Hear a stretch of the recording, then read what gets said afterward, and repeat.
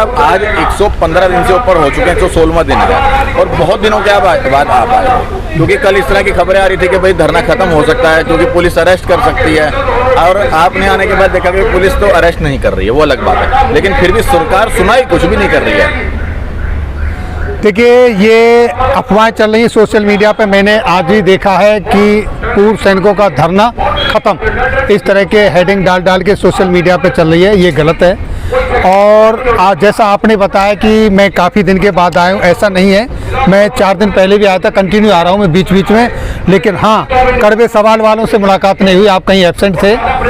दूसरी बात रही सरकार की सुनवाई की, ये बिल्कुल सत्य है कि सरकार की तरफ से आज तक हमको कोई भी आश्वासन नहीं मिला है, ना उनका कोई प्रतिनिधि हमारे से अभी तक किसी ने बात की है, ये बिल्कुल सत्य है। लेकिन आपने भी सोशल मीडिया पर भी देखा होगा कि जो हमारे ज्ञापन गए हैं उनके ऊपर माननीय रक्षा मंत्री जी के भी कमेंट्स आए हैं कि आपकी विसंगतियों के जो ज्ञापन हैं, मुद्दे हैं, हमको मिल गए हैं और हम उस पर विचार कर रहे हैं, उसमें संशोधन करने की कार्रवाई चल रही है।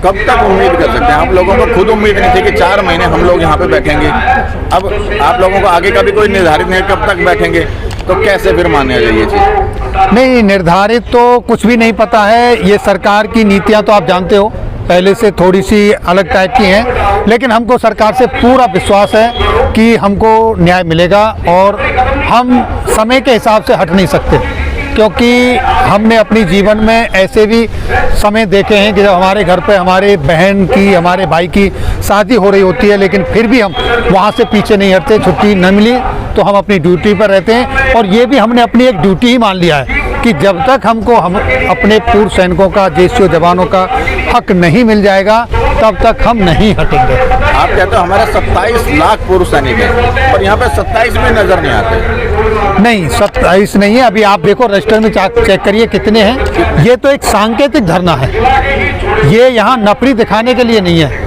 और आप 27 लाख की बात कर रहे हैं, हमारे तो 33 लाख है, हम तो 27-28 लाख जवानों की बात करते हैं, टोटल तो उतने पूर्व सैनिक हैं। और उतने सारे पूर्व सैनिक अपने अपने कामों पर लगे हुए हैं, उनको सबको पता है, अपनी जगह पर हैं। जब जरूरत पड़ेगी संख्या बल दिखाने की, वो हम आपको दिखा देंगे। इतिहास गवाह है कि अभी तक कोई भी सांकेतिक धरना, जिस तरीके से आप बता रहे हो सांकेतिक है, किसी भी सांकेतिक धरने ने इतिहास नहीं बदला है। लेकिन इतिहास तो बदला जाता है ना, जो चीज़ अब तक नहीं हुई है ये जरूरी नहीं कि वो अब ना हो, हम वो करके दिखाएंगे। 10 बंदे बैठ के ईमानदार से बताओ कि लगता पूरा हो जाएगा, कोई मांग मानी जाएगी? 10 बंदे नहीं है, आप इनको 10 बंदे मत कीजिए। आज मैं यहाँ खड़ा हूँ तो मेरे 2 भाई और भी फौज में हैं, उनके भी फैमिली हैं, बच्चे हैं, मेरे पेरेंट्स भी हैं, मेरी फैमिली है, वो सारे हैं। एक सर को काउंट कर रहे हो आप तो ये मान लीजिए कि उसके पीछे 10 सर हैं, इंटू 10 कर लीजिए। और फिर जो जवान ड्यूटी कर रहे हैं वो नहीं आ सकते हैं, ना हम उनको कॉल कर रहे हैं, वो जब ज़रूरत पड़ेगी तब आएंगे। आप इसको उस तरीके से देखिए जैसे समुद्र के अंदर एक आइसबर्ग होता है, उसमें छोटा सा आपको टिप्स दिखता है, लेकिन नीचे बहुत विशालकाय वो होता है बर्फ, जिसमें आपने देखा टाइटैनिक पहाड़ जहाज भी टकराने से टूट गया। तो ये तो सिर्फ आपको आइसबर्ग का टिप्स नज़र आ रहा है। अब आप यहाँ से समझ सकते हैं और गवर्नमेंट भी समझ रही है। सर, गवर्नमेंट के खिलाफ आप लोग बोलते क्यों नहीं? आपको विसंगतियाँ जो लेनी है, जो डिफरेंट है, मतलब आपकी जो मांग है सरकार से, आप हमेशा अफसरों की ही बुराई करते हैं, ऐसा क्यों? आपकी क्या मजबूरी है? आप कभी अफसरों के लिए बोल? आपने कब देखा हमने कि हम अफसरों की बुराई करते हैं? ना तो हम अफसरों की बुराई करते हैं, ना सरकार के खिलाफ जिन नीतियों की बुराई करते हैं हम। जिन्होंने नीतियाँ बनाई हैं, सारे अफसर खराब नहीं है, जिन्होंने नीतियां बनाई हैं जो उस समय थे, उनकी जो गलत नीतियां हैं हम उन गलत नीतियों के खिलाफ हैं। और वो नीतियां गलत देखने का काम, उनको करेक्ट करने का काम है सरकार का। तो इसलिए हम सरकार के खिलाफ यहाँ वो बात कर रहे हैं। कई जंतर मंतर पे पूर्व सैनिक आके ये कह रहे हैं कि 1 महीना तो ठीक चला है धरना, 1 महीने के बाद इसको सरकार ने हाईजैक कर लिया। तो ऐसा कुछ है क्या? हाईजैक कर लिया, लोगों का इंटरेस्ट खत्म हो गया, लोग वीडियो देखना खत्म कर दिए। लोग वीडियो देखना ख़त्म कर दिए। ये आप जानते हो कितनी लोग वीडियो देख रहे हैं। अगर वीडियो देखना ख़त्म कर देते तो शायद आज आप यहाँ मेरा इंटरव्यू कंडक्ट नहीं कर रहे होते। ये सीधी सी बात है, आपको एक सवाल का जवाब मिल गया होगा। दूसरा, जो लोग ऐसा कह रहे हैं कि सरकार ने हाईजैक कर लिया है, ये कर लिया है, ऐसा कुछ भी नहीं है। एक घर में 4 बर्तन होते हैं तो खटकते हैं। हो सकता है किसी भाई को कोई इम्पोर्टेंस नहीं मिला होगा, उनका ऐसा कुछ कहना होगा। ऐसा कुछ भी नहीं है। धरना स्मूथ चल रहा है, सही तरीके से चल रहा है। और अभी आपने देखा जो हमने तीसरी कॉल दी थी 30 मई की, वो किस तरीके से जन सैलाब निकल के आया तहसील लेवल पर, जो कि पहले डिस्ट्रिक्ट लेवल पर था, उससे ज़्यादा तहसील लेवलों पर था। तो ये आपके धरने की सफलता ही है। अभी आपने बताया कि क्या नाम है, धरने को खत्म करने की ऐसी कोई बात नहीं, ना कोई सोशल मीडिया के ऊपर इस तरह की बातें चल रही हैं। आपने खुद ये लिखा था अपने सोशल मीडिया के ऊपर कि जो धरना है वो संकट में आ चुका है। किस तरह से संकट में आ गया है? हाँ, ये सही बात है, क्योंकि कुछ लोग आपने देखा होगा, मैं किसी का नाम नहीं लूँगा, हमारे कुछ भाई इधर उधर जा रहे हैं, भटक रहे हैं थोड़े, उनकी वजह से वो आपकी, जैसा कि आप सवाल उठा रहे हो कि कुछ लोग कह रहे हैं सरकार ने हाईजैक कर लिया, ये प्रोपेगेंडा फैलाने की चीज़ है। उस यूट्यूब में आपने देखा होगा कि उसमें मैसेज क्या था, आपने उसको देखा होगा तो पता चला होगा कि उसमें मैसेज क्या था, किस तरीके से धरना आगे बढ़ रहा है, किस तरीके से फेडरेशन काम कर रहा है, किस तरीके से फेडरेशन अपने पूर्व सैनिकों को जिनको कुछ नुकसान हुआ है या किसी की अकाल किसी कारणवश हृदय गति रुकने से मौत हुई, हम उनको जाके मिल रहे हैं, उनके साथ उनको मोटिवेट कर रहे हैं, प्रोत्साहन कर रहे हैं, क्योंकि हम सब एक हैं। वो सारी इन्फॉर्मेशन उसके साथ थी। अच्छा, एक सवाल और है, आपके चैनल के अंदर एक खबर है, ओआरओपी को लेकर के बहुत बड़ी खुशखबरी आपने सैनिकों के लिए दी है। तो किस तरह की खुशखबरी थोड़ा सा यहाँ पे बता दें। ये जैसे ही नोटिफिकेशन आया कि सरकार ने ओआरओपी के लिए नोटिफिकेशन जारी कर दिया, जिस नोटिफिकेशन के लिए, जिस अधिसूचना के लिए हम इंतजार कर रहे थे, वो अधिसूचना हमको मिली और हमने वो अपने भाइयों के साथ शेयर की। लेकिन जब उसकी स्टडी की तो अंदर पता चला कि इसके अंदर बहुत सारी विसंगतियां हैं। अब वो विसंगतियां आपके सामने हैं। जैसे क्या लेटर आया था, लेटर में क्या लिखा था और आपने क्या क्लियर किया है, थोड़ा वो बताओ।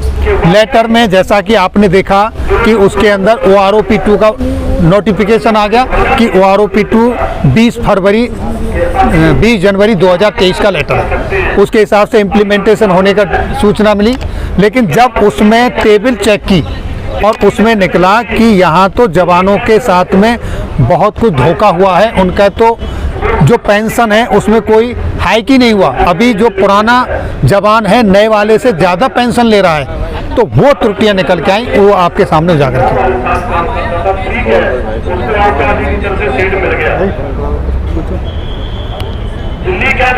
अब आगे की क्या लगता है कि जैसे 4 महीने हो चुके हैं, पूर्व सैनिकों भी हो सकता है कुछ लोगों को ये लगा क्योंकि कुछ तो टूट गए बीच में से, आपके धरने में से आंदोलन में से कुछ पूर्व सैनिक भाई टूट के अपना आंदोलन नया भी शुरू करा, कुछ अलग अलग बातें आ रही।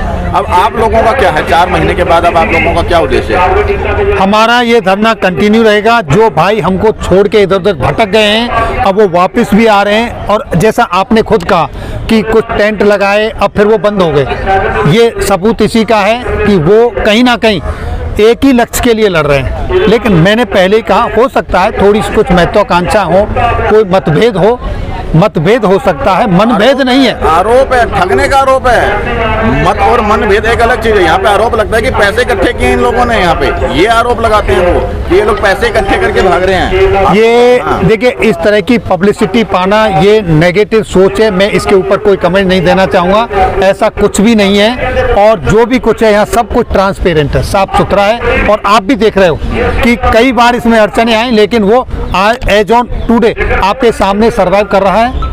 आप ये जानते हो, धरना कंटिन्यू है। अच्छा, इसी तरह से सांकेतिक बंदे बैठ करके अपनी बात रखेंगे, लगता है कि सरकार हिल जाएगी और सरकार आपकी मांगों को मान लेगी। ओआरओपी जो कि आज से नहीं, पता नहीं कब से ही विसंगति चली आ रही है। नहीं, कब से विसंगति नहीं है, पहली बार OROP का जो इम्प्लीमेंटेशन हुआ 2014 में हुआ। 2014 में जो खामियां थी उनके लिए 1 मैन जुडिशियरी कमेटी बैठी, उसने अपनी रिपोर्ट दी, लेकिन उस पर सरकार ने कोई एक्शन नहीं लिया। तब तक ये OROP 2 आ गई, इसमें और कुछ विसंगतियां आ गई, तो ये सारी विसंगतियों का पिटारा अब एक साथ खुला है, जब पानी सर से ऊपर निकल गया तब। ये अभी पिटारा खुला कहाँ है? सरकार तक तो आपकी बात ही नहीं पहुंच पा रही सही से, सरकार सुनने को तैयार नहीं है। नहीं, सरकार के पास बात पहुंची है। और जैसा कि आप बोल रहे हैं यूट्यूब में आपने देखा, तो आपने वो भी देखा होगा कि मैंने उसमें माननीय रक्षा मंत्री जी का एक्नॉलेजमेंट भी कोट किया है। तो बात पहुंच गई है माननीय रक्षा मंत्री जी तक, माननीय प्रधानमंत्री तक, महामहिम राष्ट्रपति महोदया तक, सबके पास बातें पहुंच चुकी हैं। आंदोलन की बातें मतलब वहाँ तक पहुँच गई हैं। सब बातें पहुंच चुकी हैं और ये 3 स्टेप आपने देखे, कवर हुए हैं। आपका कहना था पहले कि आपको मीडिया कवर नहीं कर रही, आपने देखा रिपब्लिक भारत पर भी ये न्यूज़ आई, इंडियन एक्सप्रेस में भी आई। अब धीरे धीरे सब आ जाएंगे, आप देखते जाओ, जैसे जैसे स्टेप आगे बढ़ते जाएंगे सब आपके सपोर्ट में आ जाएंगे। आप लगातार सैनिकों के वेलफेयर के लिए खबरें चलाते हैं, आपकी अपनी क्या उम्मीद है कि कब तक सरकार आपकी मांगों को मान लेगी या इसके ऊपर चर्चा करेगी? 2024 के चुनाव आने से पहले 100% हमारी बातें मानी जाएंगी। अगर 1% तब भी नहीं मानी जाती तो क्या कदम उठा सकते हैं आप 1% की तरफ क्यों जा रहे हो? नहीं मानी जाती। हम तो बोलते हैं 0.1% भी उम्मीद है तो हम उसके लिए लड़ते हैं। मैं कहता हूँ 99% बात मान ली जाएगी, अगर 1% नहीं मानी जाती तो क्या कर सकते हैं? तो उसके बाद फिर डिसाइड करेंगे कि क्या करना है। ऐसा हमको लग नहीं रहा कि नहीं मानी जाएगी, वो मानी जाएगी। सर, ऐसा लगता है जंतर मंतर से देश के पूर्व सैनिकों का भरोसा उठ चुका है इस धरने से, आपको क्या लगता है? ये आप किस तरह का सवाल कर रहे हैं? मुझे बड़ी हंसी आती है। पूर्व सैनिकों का विश्वास उठ गया होता तो बार बार मना करने के बावजूद भी, आपके पूर्व सैनिकों को यहाँ से जेल में ले जाए, ठोक देने के बावजूद भी, उठा लेने के बावजूद भी पूर्व सैनिक जंतर मंतर पर बैठा हुआ है। नहीं, वो